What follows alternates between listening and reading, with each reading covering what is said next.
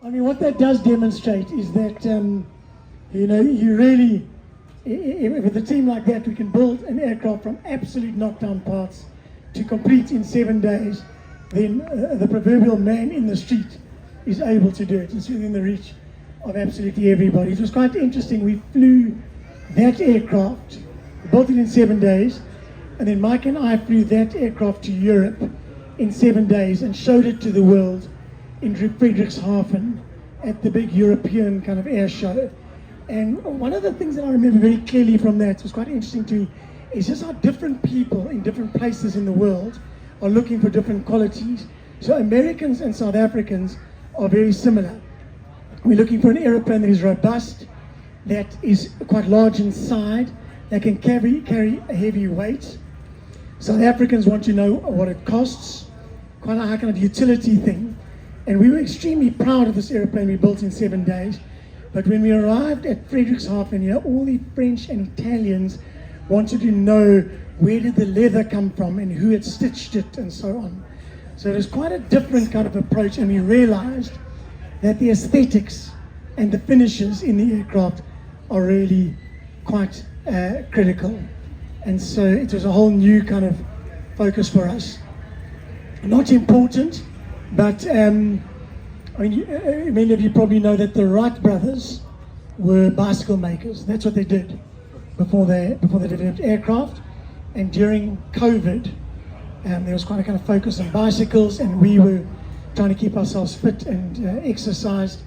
And so we went the other way, where we developed lovely titanium gravel bikes.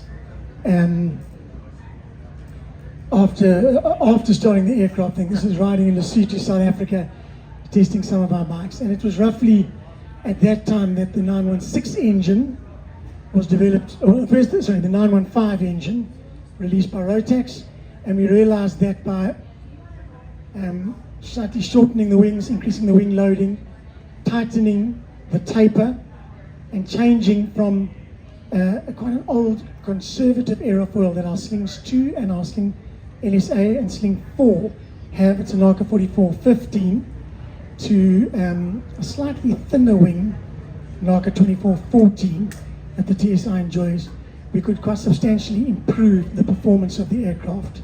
The 2414 has got less of a moment, so the tail does less work, and it nevertheless has very forgiving and pleasant flying characteristics.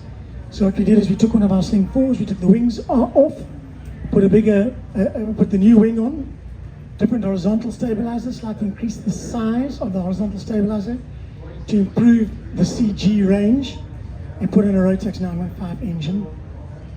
Performed beautifully, and particularly after the 916 came along, was such a beautiful marriage of airframe and engine that we realized that we need to exploit it to the absolute maximum available to us. And there is an often irrational debate amongst people around the world about whether a low wing or a high wing aircraft is better, because you might as well exploit it in both formats if you've got the perfect engine and the perfect airframe.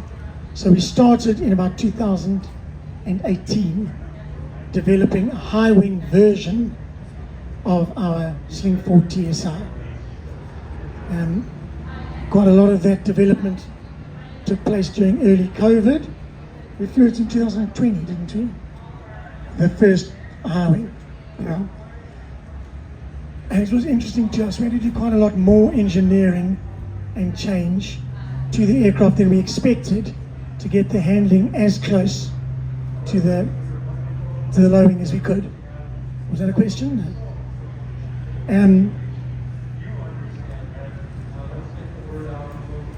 We hope to bring the high wing aircraft to Oshkosh in 2021. But that was the year that Oshkosh was ultimately cancelled because of COVID, and we brought it the next year instead.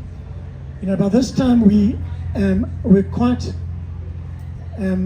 deeply entrenched in our marketing junket of making films of the stuff we did. And you may remember that the Top Gun Maverick movie was final just before COVID. They held it for 2 years and everybody was so sick of the trailer, which they'd seen a million times.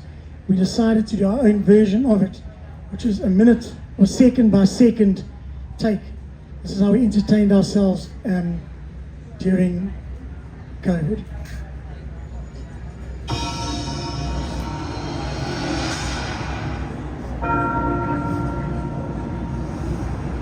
+30 years of adventuring. Jumping out of planes, hanging off mountains, flying tiny prototype aircraft over vast oceans. Yet you keep on pushing it, and despite your best efforts, you refuse to die.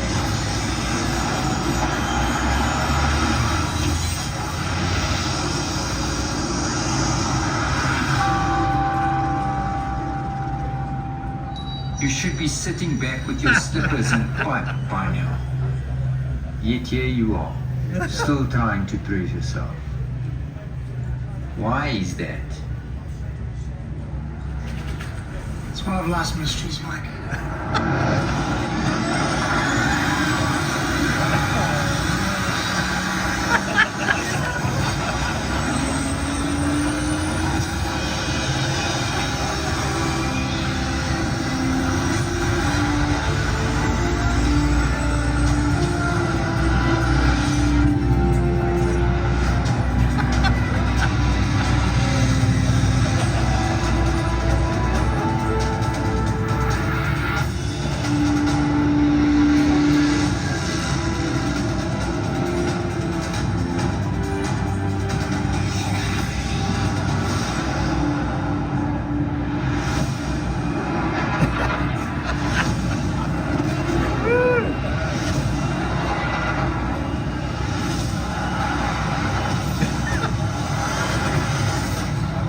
Is inevitable, Slinger. Your kind is headed for extinction. Maybe so, Mike. But not today.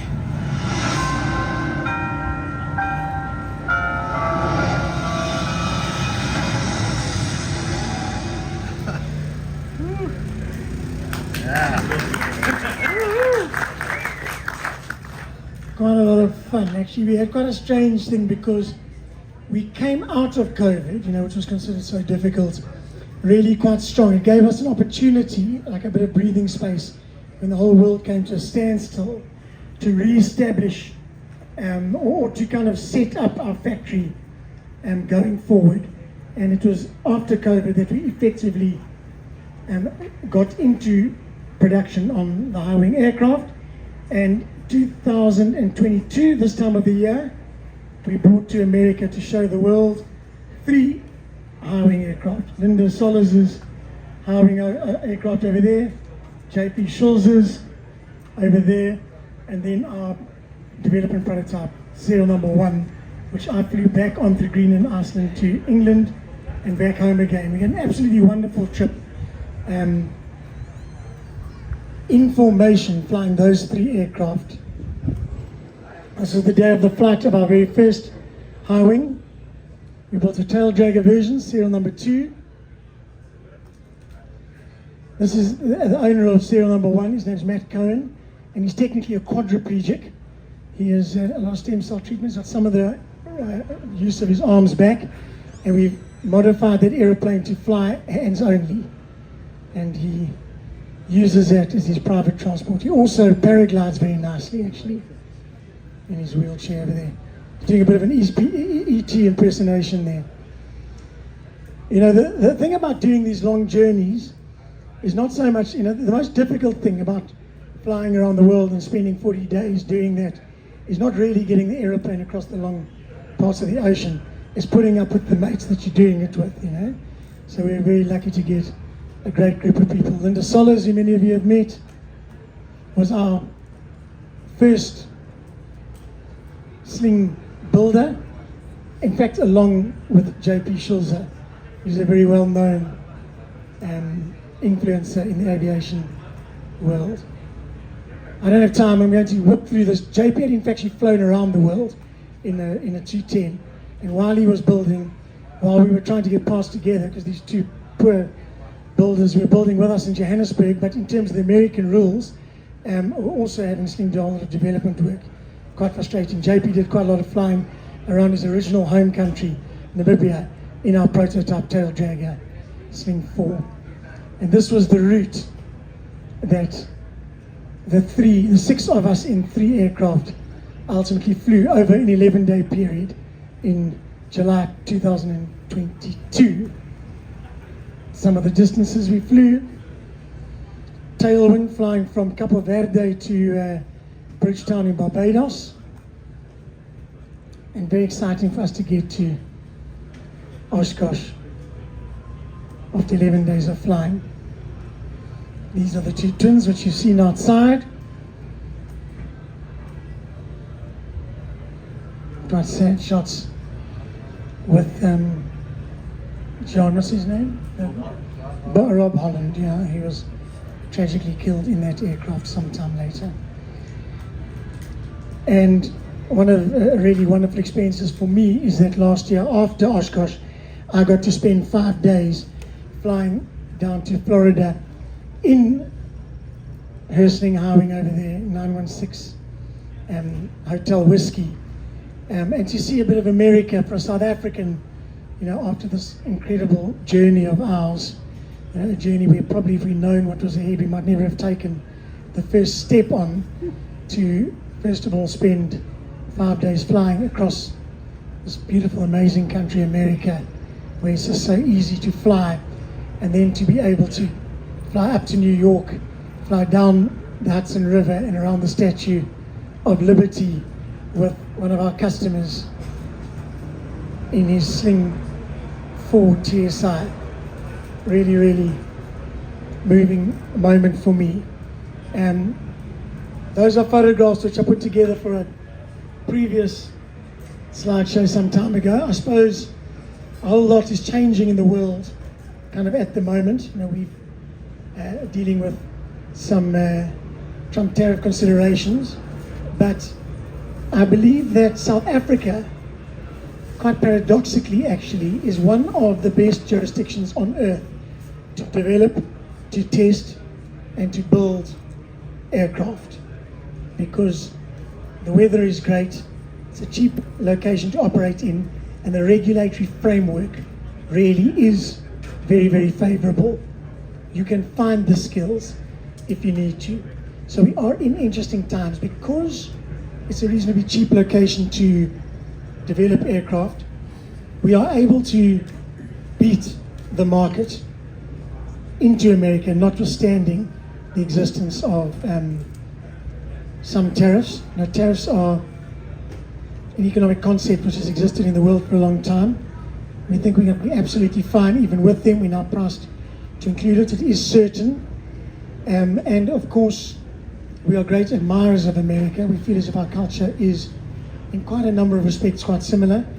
And we'll look at opportunities to come and do some of the late process work here, if it makes sense for us to do so. This is the land of the can-do attitude. We love it. And so we'll keep looking at those things as we go. It's been a hell of an adventure. And just last weekend, I was with Mike, who's now living in Cape Town, doing some very exciting work for us. It's October this year, 20 years since Mike drew the first Sling aircraft on the back of a cigarette box. And we will be releasing in October this year another little film which tells the world a little bit about our history, some of the stuff I've reviewed today, a little bit about where we are today, and I hope a little bit about where we're going. There's a lot happening during my talk here today. I believe there's a very important announcement going on, which I understand is in relation to Mosaic developments. We feel as if we are the people on earth as a business best positioned to exploit the expansion of the LSA category to include 4-seaters, turbocharged engines, retractable undercarriages, constant speed props.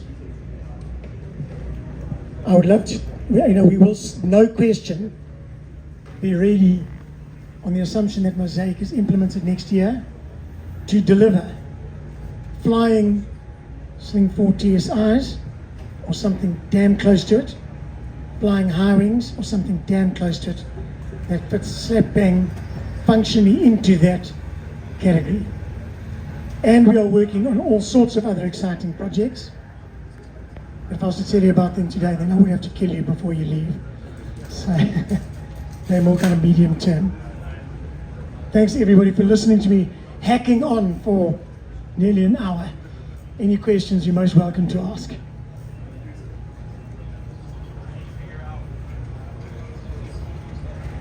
All right, that's it. Thank you, everyone. Thanks, guys.